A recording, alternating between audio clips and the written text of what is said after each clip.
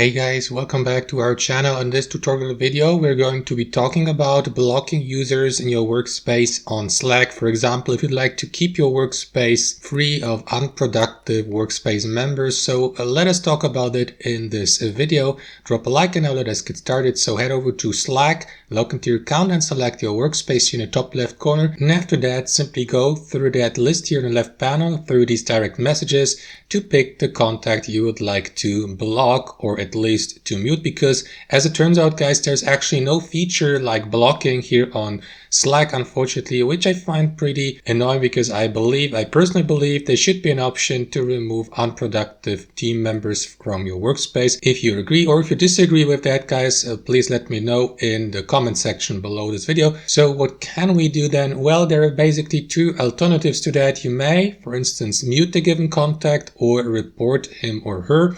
That's how you do it guys. To mute the given user, simply right click on the username here in the left panel and select mute conversation. Once the given contact has been muted, you will not be notified anymore of direct messages the given user sends you, but the given user will still have the opportunity to contact you and to send you these direct messages, because as previously mentioned, you can't block the given user. The other option would be guys to report the given user if you find him or her really annoying or even harmful to your workspace. To do that, simply right click again on the username here, select view conversation details from that drop down menu. After that, click on view full profile here on that popping up window, and in the last step guys, you will see the user's profile here on the right hand side. So what you want to do is click on these three dots here to the very right side and simply select report to Slack from that drop down menu.